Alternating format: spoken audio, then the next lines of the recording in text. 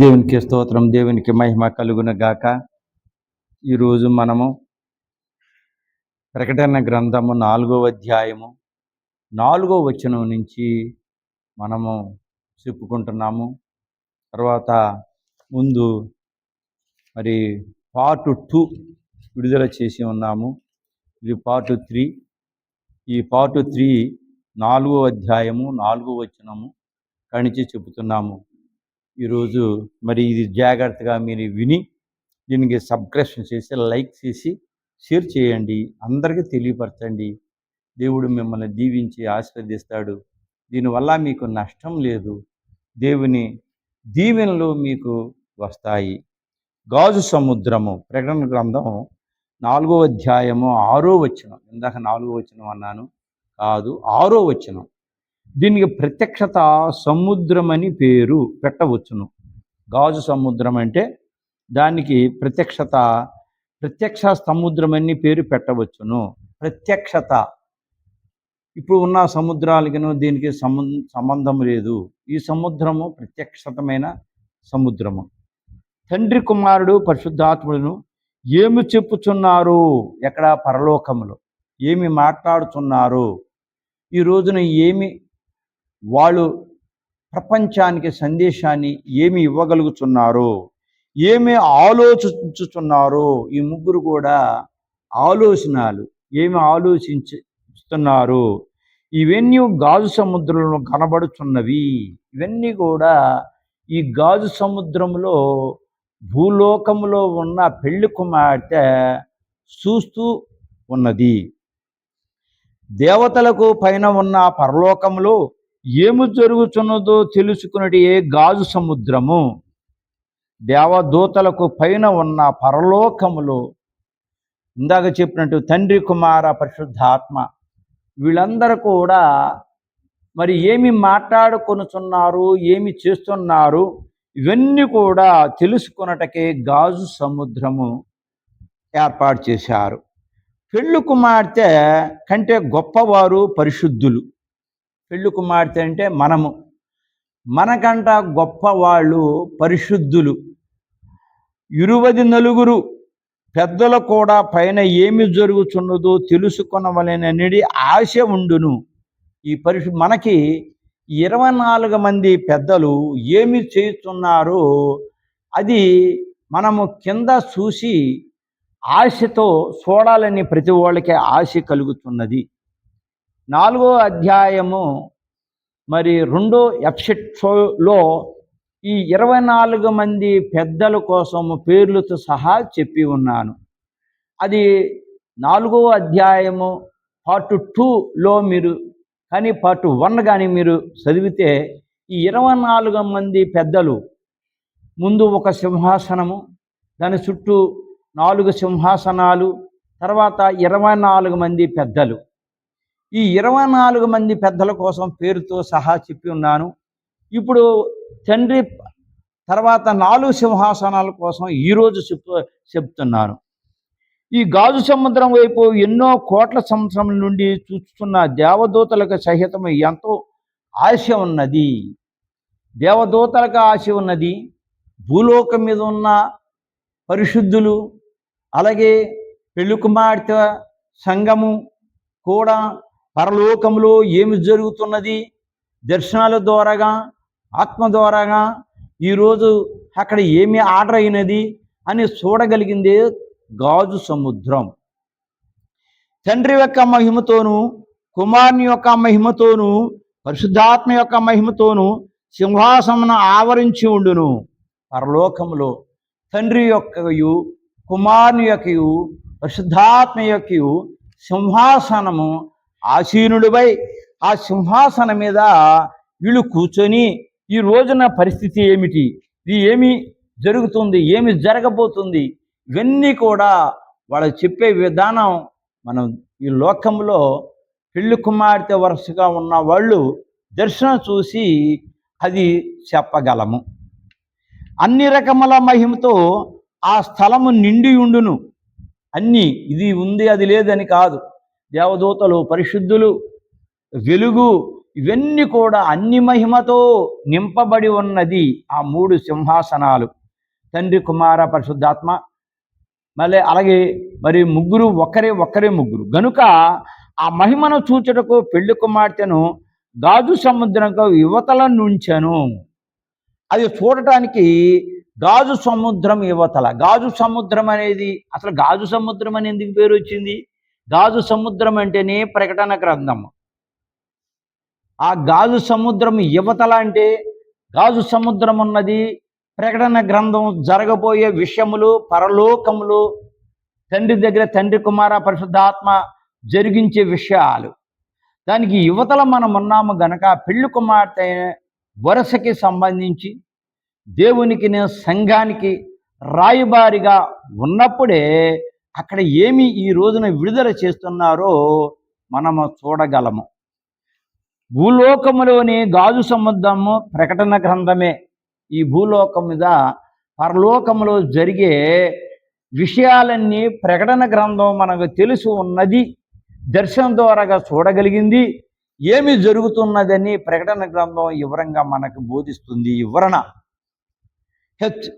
4 జీవులు ప్రకటన 4, 5, 6, 7లో, యెహెజ్కేలు 1:10లో కూడా ఈ 4 జీవుల కోసము వివరంగా రాశారు. మొదటి జీవి సింహం వంటిది. సింహాన్ని పోలి అది మాంసాన్ని తిని, అది గద్దించు సింహము, కొదమ సింహము, యోధా గోత్రమైన యేసు ప్రభు అన్నట్టుగా ఇది సింహము వంటిది. రెండవ జీవి దూడ వంటిది. ఈ దూడ ఒకటి గడ్డి మేస్తుంది కానీ జంతువులు కానీ మాంసం కానీ తినదు. ఈ ముందు సింహాసనము దేనికి ప్రతినిధి? అడవి జంతువులకి, మాంసం తినే జంతువులకి ప్రతినిధిగా గుర్తించారు. తర్వాత రెండవ జీవి దూడ వంటిది, గడ్డి తినే జీవులకి ప్రతినిధిగా గుర్తించారు. మూడవ జీవి మనిషి ముఖము అంటే ముఖము కలిగింది, మనుషుల కోసము. వీళ్ళు ప్రతి క్షణం కూడా పరిశుద్ధుడు, పరిశుద్ధుడు, పరిశుద్ధుడు అని తండ్రి చుట్టూ, సింహాసనం చుట్టూ తిరుగుతూ గానములు, ప్రతిగానములు చేస్తూ ఉంటారు. ఉంటూ మనుషుల్ని ఎక్కడ ఏ ఆపద ఉందో, మనుషుల పరిస్థితి ఏమిటో గమనించగలిగిందే దేనికి సంబంధించింది ఆయా సమస్యల్ని తీరుస్తూ ఉంటాయి. 4వ జీవి ఎగురుచున్న పక్షిరాజు వంటిది. పక్షుల కోసము, రెక్కలు కలిగిన పక్షుల కోసము ఉన్న వాతావరణాన్ని సరిచూసేది పక్షిరాజు వంటిది. ఈ 4 జీవులో ప్రతి జీవికి 6 రెక్కలు ఉండేను. ప్రతి జీవి కూడా ఈ 4టికే ఒక్కొక్క దానికి 6 రెక్కలు ఉంటాయి. ఇవి చుట్టూను 2 రెక్కల లోపటను కనులతో నిండి ఉన్నది. ఈ 4 జీవులు కూడా రెక్కల బయట లోన కూడా కనులు ఉన్నవి. ఆ కనులు కోటాను కోట్లు కనులు కలిగి ఉన్నవి. ఆ కన్నింటితో ఇందాక చెప్పిన 4 రకాల జీవులు దేనికి బట్టి ఏమి చేస్తున్నాయి, వాటిని ఎలా చేయాలి అన్న దాని మీద ఆలోచించుకుంటూ ఆ కంటితోనే మనల్ని చూడటానికి వాటికి కన్నులు దేవుడు ఏర్పాటు చేశాడు. ఈ 4 జీవులు 4 సమాజములు. ఈ 4 జీవులు కూడా 4 సమాజములు, 4 ప్రక్కల, తూర్పు, పడమట, ఉత్తర, దక్షిణం. ఈ 4 సమాజాలు, ఈ 4 జీవులు లోకమంతటిని గురించి ప్రార్థించును. జంతువులకు సంబంధించింది జంతువులకును, మనిషికి సంబంధించింది మనిషికును, పక్షికి సంబంధించింది పక్షికును, దూడకు సంబంధించింది దూడకి. వీటన్నిటికి కూడా ప్రార్థనలు చేస్తారు. ఎందుకని చేస్తారు? మనం చేసే ప్రార్థన తండ్రికి పూర్తిగా సరిపోదు. అందుకని వాళ్ళు సమృద్ధిగా మన తరపున తండ్రికి ప్రార్థన చేసే ప్రతినిధులు ప్రార్థించుదురు. వీరు దేవుని సృష్టి అంతటిని గూర్చి ప్రార్థింతురు. దేవుని సృష్టి మొత్తం కూడా వీళ్ళే ప్రార్థిస్తారు బలంగా. ఒకటి సింహము, భయంకర అడవి మృగముల కొరకు ప్రార్థించు ప్రతినిధి. ఇందాక చెప్పాను, మళ్ళీ వివరంగా చెప్పాల్సి వస్తుంది.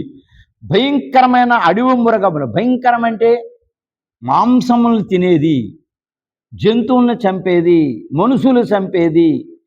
ఈ జంతువులు ఈ భయంకరమైనవి.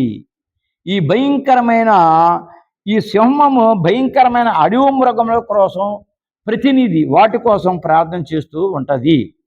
దూడ జంతువుల కొరకు ప్రార్థించే ప్రతినిధి. ఈ దూడ అనేది గడ్డి తినేది. ప్రతి జంతువు కూడా గడ్డి తినే బ్రతికే జంతువు కోసం ప్రతినిధి. వాటి కోసం ఇవి ప్రార్థిస్తూ ఉంటాయి. నరుడు మానవుల అందరి తరపున ప్రార్థించే ప్రతినిధి. ఈ నరుడు రూపంలో ఉన్న ఈ దేవదూత మనుషుల కోసము 24 గంటల స్తుతిగానములతో దేవుణ్ణి కొనియాడుతూ ప్రార్థిస్తూ ఉంటారు. పక్షిరాజు పక్షి జాతుల కొరకు ప్రార్థించే ప్రతినిధి. ఈ పక్షుల కోసము ఇవి ఎప్పుడు కూడా ప్రార్థిస్తూ ఉంటాయి. ఈ 4 జీవులు దూతలే. వారు ఆయా రూపములతో యోహానుకు దర్శనములో కనబడినారు. ఈ 4 కూడా దూతలే. యోహాను గారికి దర్శనముల రూపంలో యోహాను గారికి కనబడినారు. నరులు సంపూర్ణంగా ప్రార్థన స్తుతులు చెయ్యలేరు. దేవునికి సరిపడా ప్రార్థన చెయ్యలేరు. ఆ విషయం మనం ఎప్పుడు చెప్పుకునే విషయమే. ఎలా అంటే, మనకి ఏదైనా సమస్య వస్తే ప్రార్థన సాలలేదు, ఎడతెగగా ప్రార్థన చెయ్యాలి అని మనం అంటాము. మన దగ్గరికి కొత్తగా ఎవరన్నా వచ్చారనుకో, ఎప్పుడు ప్రార్థన అంటారు అని మనల్ని అంటారు. ప్రార్థన చేయకుండా తండ్రి మనకి న్యాయం అనేది ఏది చేయలేరు. ఇప్పుడు కూడా ఈ ప్రకటన గ్రంథంలో వివరంగా దాన్ని రూపుదిద్ది ఉన్నారు. ఎందుకని? నరులు సంపూర్ణంగా ప్రార్థన స్తుతులు చెయ్యలేరు అని. అంటే వారు మన బదులుగా ప్రార్థన స్తుతులు చేయుచు మన ప్రార్థన స్తుతులను సంపూర్తి చెయ్యుదురు. మనం అస్సలు చేయకపోతే లాభలేదు. కొంతవరకైనా ప్రార్థన చేస్తున్న వాళ్ళని తీసుకెళ్ళి, తండ్రి ఇదిగో వీళ్ళు ప్రార్థన చేస్తున్నారు అని తండ్రికి గుర్తు చేయటం ఈ దేవదూత. ఎంత గొప్ప సంగతి! ఇవి ఎంత దేవదూతలే. ఈ 4 దూతలు ఈ ప్రపంచాన్ని నడిపేది కూడా ఆ 4 దేవదూతలే. వీటికి 6 రెక్కలున్నాయి. ఆ 6 రెక్కల్లో 2 రెక్కలు కళ్ళు మూసుకొని, 2 రెక్కలు మరి కాళ్ళు మూసుకొని, సృష్టికర్త కదా, తండ్రి కదా, ఈ 2 మూసుకొని ఉన్న 2 రెక్కలతో ప్రభు సింహాసనము చుట్టూ తిరుగుతూ పరిశుద్ధుడు పరిశుద్ధుడు పరిశుద్ధుడని స్తుతిగా మార్చారు. ఆ స్తుతి ప్రతిగానములతో చేయుచున్నారు. సింహము నొద్ద సృష్టి అంతటిని పంపు మాజ్ఞ ఇవ్వగా చేయుచునేయుందురు. సింహాసనం వద్ద సృష్టి అంతటిని ఎప్పుడు జ్ఞాన చేయుచునే ఉందురు. స్తుతి జ్ఞానము చేస్తూనే ఉంటారు. సృష్టిలో నుండి ఏ వస్తువుని ఏ జీవిని తండ్రి మరవరు. చిన్న జంతువు కాడి నుంచి పెద్ద జంతువు దాకా, అలాగే మనుషుల్ని కూడా ఎవరిని కూడా మానకుండా అవి స్తుతిస్తూనే ఉంటాయి. దేవుడు కూడా చిన్నదాని కానించి పెద్ద వరకు కూడా తెలుసు. ఇవి కేరేబులు. ఆదికాండము 3వ అధ్యాయము 24వ వచనంలో ఉంది. వీరు పరలోక గవర్నమెంట్ న్యాయ పక్షంగా పనిచేయుదురు. ఈ భూలోకంలో కూడా గవర్నమెంట్ ఉంది. ఈ గవర్నమెంట్ పక్షాన న్యాయాన్ని చేస్తూ పరిపాలిస్తారు. కానీ పూర్తి న్యాయం కాక కొంతవరకు న్యాయం చేసి కొంతవరకు స్వార్థంతో చేసేది ఈ లోకం. అయితే పరలోకంలో గవర్నమెంట్ ఎవరు? దేవుడే. ఈ గవర్నమెంట్ దేవుడైనప్పుడు అక్కడ చేసే ప్రతినిధులు ఎవరంటే ఈ 4 జంతువులే. వీరు కూడా ఎల్లప్పుడూ మనల్ని గూర్చి ప్రార్థించుచుందురు. మనందరి కోసం కూడా ప్రార్థన చేస్తాయి. అంటే అందరి కోసం చేస్తాయి, మనకెందుకు లేని పడుకుంటే శుభ్రంగా శూన్యంలోకి వెళ్ళిపోతాం. మనం చేసే ప్రార్థన మనం చేస్తూ ఉంటే ఆ ప్రార్థనలోకి ఈ ప్రార్థన కూడా కలిపి దేవుడు అక్కడికి తీసుకుని ఆ ప్రార్థన దేవుని దగ్గరికి తీసుకుని వెళ్తాయి. మనము ఏ ఏ పనులు చేస్తున్నామో వాటిని ఎప్పుడునూ తండ్రి తెలియజేయుదురు. మనం ఇక్కడ ఏం పని చేస్తున్నాం, ఈ రోజున ప్రార్థనకు వచ్చామా లేదా, ఆదివారం ఆరాధనకు వచ్చామా లేదా, 40 రోజులు ఉపవాసం చేశామా లేదా, గంటగా మధ్యాహ్నం సాయంత్రం తెల్లారుజామున ప్రార్థన చేస్తున్నామా లేదా, లేకుంటే ఎక్కడ ఏమన్నా ఎవరన్నా దూషణాలు చేస్తున్నామా, లేదంటే మన ఇష్టప్రకారంగా ప్రవర్తిస్తున్నామా, ఇవన్నీ కూడా వాటిని ఎప్పుడు తండ్రికి తెలియజేయుదురు. ఎప్పటికప్పటికే రిపోర్ట్లు వెళ్ళిపోతాయి తండ్రి దగ్గరికి. ఎలా వెళ్తాయి? ఈ గాలిలో దేవదూతలు ఉంటాయి, ఒక్కొక్క మనిషికి కాపలాగా ఉంటాయి. అవి ఏం చేస్తున్నాయో ఈ దేవదూతలు ఆ దేవదూతలకి రిపోర్ట్ చేయగానే ఆ దేవదూతలు దేవునికి రిపోర్ట్ చేస్తూ ఉంటాయి. దేవుని పరిశుద్ధతను ఎదురించు వారిని వీరు సహింపలేరు. ఈ దేవదూతలే దేవునికి ఆపోజిట్ చేసేవారికి. అంటే అందరికీ తెలిసిందే ఆపోజిట్ అంటే, ఇప్పుడు నోరిపితే లేనిపోని సమస్యలు. అందుకు ఎవరైతే దేవునికి ఆపోజిట్ చేస్తున్నారో వాళ్ళంటే ఈ దేవదూతలు కూడా చాలా బాధకరమైన విషయం. దేవుని ఎదిరించు వారికి దేవుని న్యాయార్థమైన శిక్ష వచ్చును. దేవుని ఎదిరించిన వాళ్ళకి దేవుని ఎదిరిస్తారు. వాళ్ళు వెంటనే దేవుని చాలా సునకలుగా మాట్లాడుతున్నారు. కానీ వాళ్ళు దేవుడు ఏం చేయలేకపోతున్నాడు, దేవుడైతే చేస్తాడు కదా అని అంటున్నారు. యేసు ప్రభుని చంపినప్పుడు యేసు ప్రభు వెంటనే మరణశిక్ష వేయలేదు. అప్పుడు 50% శిక్ష. తర్వాత ప్రవక్తల్ని భార్యల్ని బిడ్డల్ని కోత కోసిన తర్వాత ఆ 50%, ఈ 50 ఆ 50 100%, 32.5 సంవత్సరములు 32.5 సంవత్సరములు ఇవి 32.5 సంవత్సరం అవి కలిపి మొత్తం ప్రభు భూలోకం మీద ఉన్నప్పుడు 33.5 సంవత్సరములు అవి కలిపి మొత్తం 70వ సంవత్సరం ఇచ్చినప్పుడు 100% తప్పు చేశారు కనుక శిక్షని క్రీస్తు శకం 70వ సంవత్సరంలో యూదులు అనుభవించారు. అలాగే ఈ రోజున కూడా మరి ప్రకటన గ్రంథంలో ఉన్న ఉగ్రత గిన్నెని యూదుడికి పట్టిస్తున్నారు. ప్రజలు ఇది తెలుసుకొని దేవుడిని గుర్తి ఎరగాలని ఆశ. తెలుసు ఉండియో పాపము చేయుట అగ్నిలో చెయ్యి పెట్టినట్లే అని వీరు తెలియజేస్తున్నారు. ఎవరో దేవదూతలు. తెలిసిండి కూడా పాపము చేయటం అంటే అగ్ని కాలే అగ్నిలో చెయ్యి పడితే ఎంత కాలిపోయి ఎన్ని బాధలు మనం పడతామో ఆ శిక్షలు మీరు అందరూ అనుభవిస్తారు. జాగ్రత్త సుమి, తెలిసి పాపం చేయకండి అని హెచ్చరించటం దేవదూతలు. కేరుబులు యెషయా 6:2 ఉంది. అనగా చెరువులు లేక సెరపీయులు మునుపు ఎదిరించిన పాపి రక్షించు ప్రభువా అనగానే ఈ పాపి మారు మనసు పొందినాడు. దేవుని ఇవి అడుగుతారు. వాళ్ళు పాపం చేస్తున్నారు, పాపాన్ని క్షమించిన ఆయన అని ఎప్పుడైతే అడుగుతున్నారో అప్పుడు దేవుడు క్షమిస్తున్నారు. రక్షించు ప్రభువా అని వీరు దేవుని బ్రతిమలాడాలి. రక్షించు ప్రభువా. వీళ్ళు కొంతవరకు ప్రార్థన చేస్తున్నారు కానీ పూర్తి ప్రార్థన మీ దగ్గరికి రావట్లేదు కనుక రక్షించు ప్రభువా అని దేవుని కోరుకుంటే రక్షణ దొరుకుతుంది. మరియు మనిషితో ఇంకా ప్రార్థించుము, భయపడుకుము, దేవుడు నీ ప్రార్థన అంగీకరించును అని ధైర్యపరుతురు.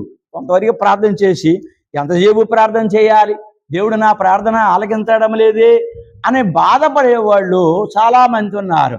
అయితే ఇక్కడ మరి దేవదూతలు ఏమంటున్నాయి, ఐధైర్యపడకు, ధైర్యంగా ఉండు, నీ ప్రార్థనకి సమాధానం వస్తుంది. అయితే నువ్వు చేసిన ప్రార్థన ఇంకా సరిపోలేదు కనుక నీ సమాధానం రాలేదు, చెయ్యి ప్రార్థనని ధైర్యపరిచేది ఈ 4 దేవదూతలు. ప్రకటన 4:8, యెషయా 6:2 6 రెక్కల దూతలు దేవుని సన్నిధిలోనున్నారు. ఈ 6 రెక్కలు కలిగిన ఈ 4 దేవదూతలు దేవుని సన్నిధిలో ఎప్పుడు కొలువై ఉంటారు.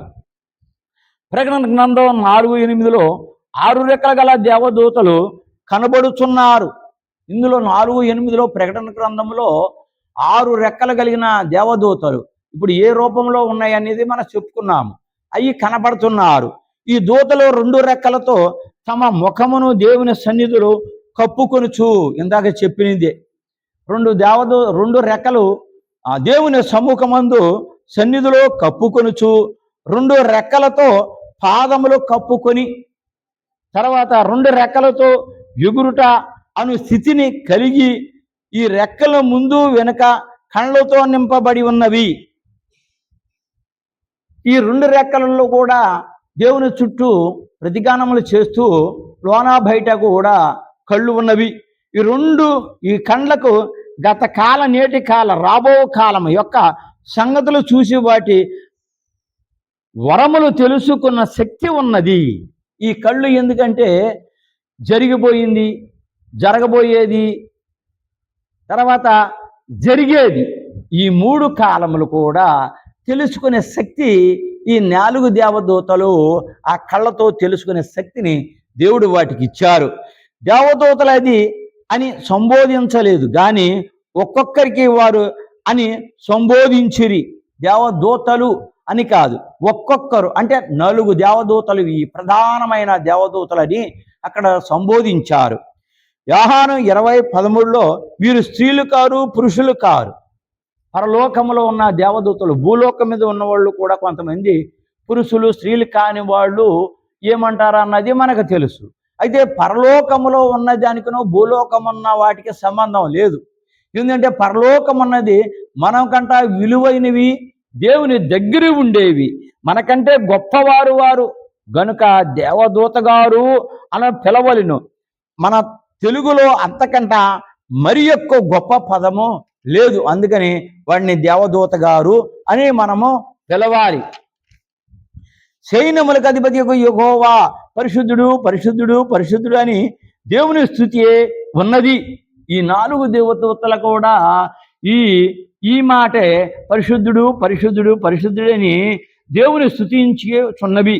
అయితే దాన్ని దేవదూతలు దేవునికి స్తుతిగా మార్చి రాత్రింబవళ్ళు స్తుతి చేయుచున్నారు. ఈ పరిశుద్ధుడు అన్నది తీసి స్తుతి అని స్తుతి చేయుచున్నారు. సర్వలోకము ఆయన మహిమతో నిండి ఉన్నది. ఈ లోకమంతా కూడా దేవుని మహిమతో నిండి ఉన్నది. ఇది సర్వలోకమునందలి దేవుని క్రియ ఉన్నది. సర్వలోకము, ఒక లోకము కాదు, 2 లోకాలు కాదు. బైబిల్ సిద్ధాంత ప్రకారంగా 3 లోకాలు ఉన్నాయి. ప్రకటన గ్రంథం వివరణల సిద్ధాంత ప్రకారంగా 7 లోకాలు ఉన్నాయి. ఇవన్నీ కూడా దేవుని క్రియ ఉన్నది. సూర్యుడు ఉదాహరణ ప్రకాశమనమైన గోళమై ఉన్నాడు.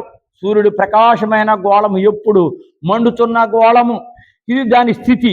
అయితే సూర్యుడు మిక్కిలి వేడి అయి కిరణములను లోకము మీదకు ప్రసరింపచేయుట, అవి కిరణాలు పంపించుట, ఆ కిరణాల వల్ల వేడి, ఆ కిరణాల వల్ల మనకు వెలుగు, ఇవి ఆ సూర్యుడు చేసే పని. ఇది దాని క్రియ ఉన్నది, అది చేసే పని. దేవుడు దానికి ఆర్డర్ ఇచ్చారు. ఆ ఆర్డర్ ఇచ్చిన తర్వాత ఆ పని అవి చేస్తున్నాయి. భూత వర్తమాన భవిష్యత్ కాలములలో నుండి సర్వాధికారియు దేవుడగు ప్రభువు పరిశుద్ధుడు, పరిశుద్ధుడు, పరిశుద్ధుడని మానక రాత్రింబవళ్ళు చెప్పుచుందురు. వీడు ఎవరు? సూర్యుడు, చంద్రుడు, వీళ్ళందరూ కూడా. ఆ సూర్యునిలోకి ఈ దావీదు మహారాజు గారు వెళ్ళి, సూర్యుడా నువ్వు ఇంత వెలిగిస్తున్నావు కదా, నీకోసం ఎంతో మంది ఎదురు చూస్తూ ఉంటారు కదా, మరి నిన్ను కలగజేసిన నీ దేవుణ్ణి నువ్వు ఏం చేయగలుగుతున్నావు? నేనేమి చేయడం లేదు. అయితే నువ్వు స్తుతించు, నిన్ను ఎంతో మంది గౌరవిస్తున్నారు కదా అని అన్నప్పుడు వాటికి కూడా నేర్పింది దావీదు మహారాజు గారు వెళ్ళి చెప్పినప్పుడు అవి స్తుతులు చేయటం మొదలుపెట్టింది. ఆ తర్వాత పంచభూతాల్లోకి వెళ్ళి ఆ పంచభూతాలు కూడా దావీదు మహారాజు చెప్పినట్టు బైబిల్ గ్రంథం మనకి వివరంగా కీర్తనల గ్రంథం చెప్తుంది. ఇది ఆయన స్థితిని చూపించు స్తుతి అయి ఉన్నది. దేవుణ్ణి స్తుతించి ఆ దేవుడు చూపించిన మార్గమై ఉన్నది. ఎల్లప్పుడూ ప్రార్థించుడి, ఒకప్పుడు రెండప్పుడు కాదు. ప్రార్థన అంటే మనకి బలహీనత.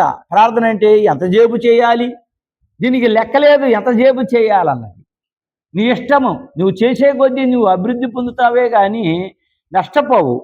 ఆనందించుడి, స్తుతించుడి అని అపోస్తలుడైన పౌలు గారు విశ్వాసులను హెచ్చరించుతున్నాడు. స్తుతించటం, ప్రార్థించటం అంటే ఆనందించటం. నీ కన్నీరు ఏడవట అంటే ఆనందించటం. మన దేవుడు గొప్ప దేవుడని, నమ్మకమైన వాడని, సృష్టికర్తని ప్రకటన గ్రంథంలో ఏదైతే రాశారో అది ముందుగానే ఏమి జరుగుతుందో మనం చూస్తున్నామని, అలాగే యుద్ధాలు ఎలా జరుగుతున్నాయి ఇవన్నీ కూడా ముందుగానే బైబిల్ మనకి ఘోషిస్తుంది. ఈ మూడింటిలో ఒకటి దేవదూతలు చేయుచున్నారు. అట్లే మనము ప్రార్థించే స్థితి, ఆనందించే స్థితి బాగా తెలుసుకుంటేనే కానీ స్తుతి చెయ్యలేము. మనం ప్రార్థించుట ఇవన్నీ కూడా ఎవరు చేస్తున్నాయి? దేవదూతలు చేస్తున్నాయి. మనం చేసే పని అవి చేస్తున్నాయి. కానీ మనము కూడా చేయాలి. చేసి తెలుసుకున్న తర్వాత అప్పుడు స్తుతి మొదలు పెట్టాలి. ఈ స్తుతి ఎప్పుడు మొదలు పెట్టాలి? దేవుడు నిజమైన దేవుడు, సృష్టికర్త అని మనం తెలుసుకున్నప్పుడే ఆ స్తుతి మొదలు పెట్టాలి. ఆ స్థితి మొదలు పెట్టినప్పుడు మన స్థితిని ఆ స్తుతి మార్చేస్తుంది.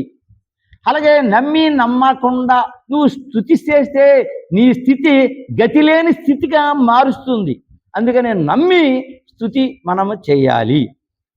తెలుసుకొనకుండా చేస్తే మతిలేని స్థుతి అగును, గతిలేని స్థుతి అగును. తెలుసుకోవాలి ముందు.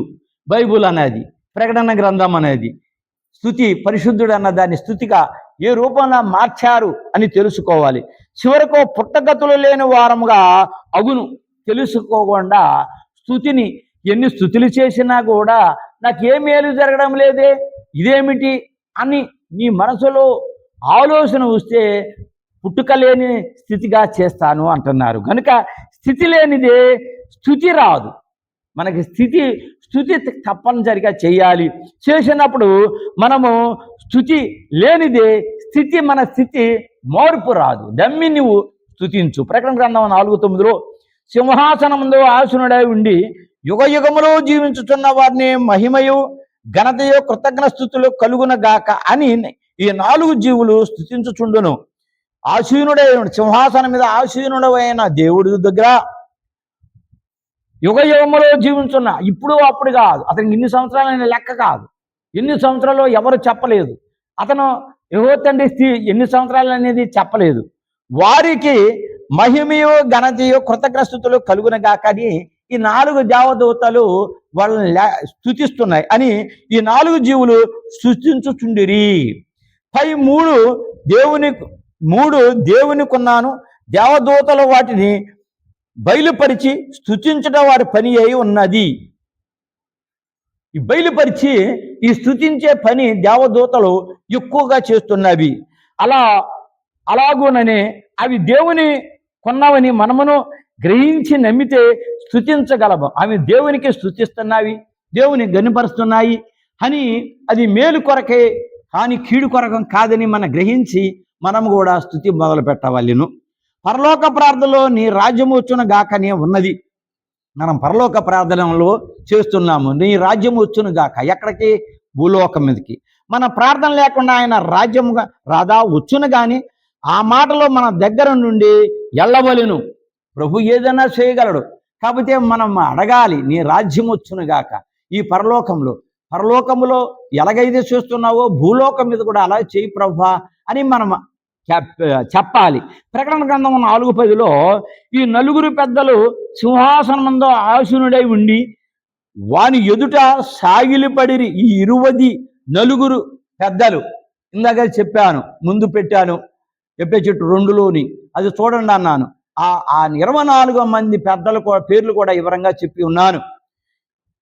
సాగిలిపడి నమస్కారము చేసిరి. ఈ 24 మంది పెద్దలకు కూడా దేవుని దగ్గర సాగిలిపడి నమస్కారము చేసిరి. సాగిలిపడి ఈ 24 పెద్దలు 12 మంది పాత నిబంధనలోని 12 గోత్రంలోని వారు. పాత నిబంధనలోని 12 గోత్రముల వారు. ఈ 12 మంది కొత్త నిబంధనలోని 12 మంది ప్రభు శిష్యులను కలిసి పెళ్లి కుమార్తె సంఘం ముంగుర్తుగా ఉన్నది. 12 మంది మరి కొత్త నిబంధన సంబంధంగా ఉన్నది. ఈ 24 మంది పెద్దలు వీరు పెద్దలుగా నుందురు. వీరే పెళ్లి కుమార్తె సంఘం కూడా ఉన్నారు. ఈ పెళ్లి కుమార్తె సంఘం కూడా ఈ 24 పెద్దలు కలిసి ఉన్నారు.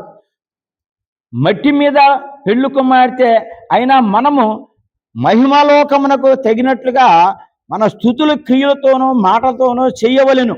మట్టి మీద భూమి మీద ఉన్న మనము కూడా మన క్రియలు తగ్గ స్తుతి చేసి పెళ్లి కుమార్తెగా మనము సిద్ధము కాగలము. మనం అటు చేయుటకే ఇది వ్రాయబడిను. మనము పెళ్లి కుమార్తెగా ఎలా తయారవ్వాలి, ఎలా సిద్ధపడాలి. అందుకని ప్రభువు స్వయాన చెప్పిన మాటలు. తమ కిరీటములను ఆ 24 పెద్దలు ఎందుకు క్రింద పడివేసిరి? ప్రభువా, తన కిరీటములను 24 పెద్దలు ఎందుకు క్రిందకు పడవేసిరి ప్రభువా అని అడిగారు. నీవు 3 కిరీటములు మాకు కిరీటములు ఇచ్చినావు. మేము ఆ కిరీటములు పొందుటకు యోగ్యులము కాము. నీవు కిరీటాన్ని ఇచ్చాము కావని మేము ఆ కిరీటాలు పొందటానికి యోగ్యులము కాము. నీ చాటున వాటిని ధరించుకొనుచున్నాము. ఎదురుకుంట కాకుండా భయముతోని వణుకుతోని చాటుగా ధరించుకొనుచున్నాము. ఇప్పుడు నీ ఎదుట తీసివేయుచున్నాము అని సింహాసనము ఎదుట పెట్టివేసిరి. ఈ 24 మంది పెద్దలు కూడా మేము చాటుగా కాకుండా నీ ఎదురుకుండా ఈ కిరీటాలు తీసి నీ పాదాల దగ్గర పెడుతున్నాము ప్రభా అని పెట్టిరి. గుడిలోనే ఆరాధనకు దొరలు రాగానే తమ తలల మీద నున్న టోపీలను తీసివేసి కూర్చుందురు. ఆ పద్ధతిలోని ఆ పెద్దలు అవలంబించుచున్నారు. గుళ్ళో రాగానే కొంతమంది టోపీలు ఉంటాయి, కొంతమంది కిరీటాలు ఉంటాయి, కొంతమంది తలపాకులు ఉంటాయి, రకరకాలుగా తల మీద ఉంటాయి. గుళ్ళోకి రాగానే అవన్నీ కూడా పురుషులైన వాళ్ళు తీసేస్తారు, స్త్రీలైన వాళ్ళు ముసుగేసుకుంటారు. ఈ 24 మంది పెద్దలు సాగిలపడి నమస్కారం చేయొచ్చు ఈ క్రింది విధముగా స్తుతించిరి. 24 మంది కూడా కిరీటాలు తీసేసి పాదాల దగ్గర పెట్టి, తండ్రి పాదాల దగ్గర పెట్టి స్తుతిస్తున్నారు. ఏమని? ప్రభువా మా దేవా, నువ్వు సమస్తమును సృజించివి. లోకములో సమస్తము నువ్వు లేకుండా ఏది జరగలేదు. నీ చిత్తము బట్టి అవి ఉండెను. నీ చిత్తాన్ని బట్టి దేనికి ఆర్డర్ ఇచ్చావో అవి ఖచ్చితంగా పనిచేస్తున్నాయి. దానిని బట్టి అవి సృజించబడిను. నువ్వు ఇచ్చిన ఆర్డర్ ప్రకారంగా నువ్వు ఇచ్చినట్టు అవి సృజించబడి ఉన్నవి గనుక నువ్వే మహిమ ఘనత ప్రభావములో పొందునర్హుడమని చెప్పిరి. ఈ 4 పెద్దలు ఆరూపణంగా ప్రభు దగ్గర ప్రార్థన చేశారు. మనమును దేవుని స్తుతించినప్పుడు మనకున్న జ్ఞానము, తెలివి, శక్తి, మనకి ఏమాత్రము జ్ఞానం ఉందో, తెలివి ఉందో, శక్తి ఉందో, విశ్వాసము, బైబిల్, విద్య, ధనము, గౌరవము, వరములు మొదలగు ఇవన్నీ క్రింద పడివేసి మన దగ్గర ఈ లోకంలోని సంబంధించింది, దేవునికి ఇచ్చిన సంబంధించిన ఇవన్నీ కూడా కింద పెట్టి ప్రభువు మీద గాఢమైన గౌరవము, ప్రేమ ఆయన సన్నిధిలో ఆయన ఎడల చూపించుచు దర్శనానికి వెళ్ళినప్పుడు, సన్నిధిలోకి వెళ్ళినప్పుడు మనకి ఇచ్చినవన్నీ కూడా పక్కన పెట్టి ప్రభుని సన్నిధిలో ఘోషించి స్తుతించుడే గొప్ప స్థితి అయి ఉన్నది. ప్రభా, నీవిచ్చినయే ఎన్ని మేము పక్క పెడుతున్నాము, కానీ నిన్ను స్తుతిస్తున్నామయ్యా, నువ్వు లేకుండా ఏది లేదయ్యా అని చెప్పేసి ప్రార్థించుటయే. మనకున్న స్థితి యావత్తు క్రిందికి దింపి ప్రభువును సమీపించవలెను. మనకేమున్నా కూడా అవన్నీ తీసి పక్క పెట్టి దేవుని స్తుతించాలి. ప్రభా, నేను దేనికి తగను, నువ్వు అన్నిటికీ తగుదువు, అన్నిటికీ నువ్వు సమర్థుడవు, శక్తిమంతుడవు అని గ్రహించి స్తుతించిన ఎడల అదే గొప్ప స్థితి. మన దేవుని ముందు ఏ పాటి వాళ్ళము, గాలి బుడక లాంటి వాళ్ళము. అందుకని అది మనం గుర్తు చేసుకొని, తండ్రి నీ ముందు మేము ఏ పాటి వాళ్ళమయ్యా అని చెప్పేసి మనము ఇచ్చిన గౌరవంగా తీసి దేవుని సాష్టాంగపడి నమస్కరించటమే దేవునికి గౌరవించటం. ఇదే పెళ్లి కుమార్తెకి తగిన స్థితియే ఉన్నది. ఆమెన్. దేవునికి స్తోత్రం, దేవునికి మహిమ కలుగును గాక. మరి మీరందరూ కూడా తప్పనిసరిగా సబ్స్క్రైబ్ చేసి, లైక్ చేసి, షేర్ చేయండి. షేర్ చేసి అందరికీ తెలియపరిచేలాగా చేసి దేవుని దగ్గర దీవెనలు పొందండి. దేవునికి స్తోత్రం, దేవునికి మహిమ కలుగును గాక. ప్రభా, ఇది నా ప్రభా, ఎవరైతే సబ్స్క్రైబ్ చేసి తెలియపరుస్తారో ఆ బిడ్డను నా ప్రభా దీవించి, ఆశీర్వదించి, కృప చూపించి, దయ చూపించండి. యేసు నామమున బ్రతిమాలి అడుగుతున్నాము తండ్రి. ఆమేన్.